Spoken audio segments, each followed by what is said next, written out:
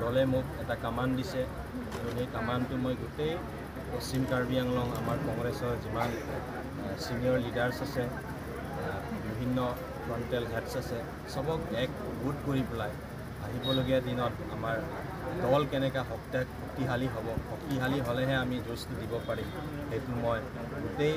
আমাৰ কংগ্ৰেছৰ লিডাৰ্ছসকলৰ লগত মই আলাপ আলোচনা কৰি আহিবলগীয়া দিনত ভাল এটা যুঁজ দি যাম আৰু এই যি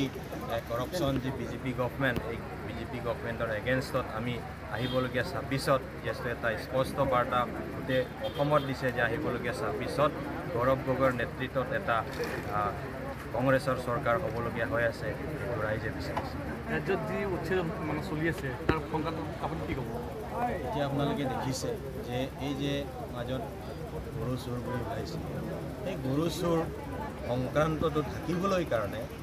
গভৰ্ণমেণ্টে এটা পলিচি কৰি সোনকালে আকৌ উচ্ছেদ অভিযান এটা ওলাইছে আৰু সেই উচ্ছেদ অভিযানত আপোনালোকে দেখি আছে টিভিত কোনো ছিষ্টেম নাই যি যেনেকুৱা ইচ্ছা সেইমতে কৰি আছে কাৰণ ভাৰতত এটা সংবিধান আছে এই সংবিধানৰ মতে সব বস্তুবিলাক কৰিব লাগে সেইটো কাৰণে ৰাইজে দেখি আছে আৰু ৰাইজে সেই উত্তৰটো তেওঁলোকক উচিত সময়তহে উত্তৰটো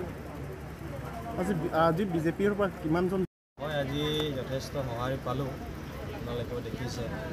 আমাৰ হোজাই ডিষ্ট্ৰিক্ট আৰু ৱেষ্ট কাৰ্বি আংলং ডিষ্ট্ৰিক্টৰ মাজত তাৰ পৰা মোক যিহেতু বাইকেদি যি আদৰি লৈ আহিছে আমাৰ পশ্চিম কাৰ্বি আংলং ডংকামুকাম যি হেডকোৱাৰ্টাৰলৈ সেইটো এটা প্ৰমাণ দিছে যে আহিবলগীয়া 26ত এটা ভাল ফলাফল দেখাব কংগ্ৰেছে এই স্পষ্ট এটা বাৰ্তা দিছে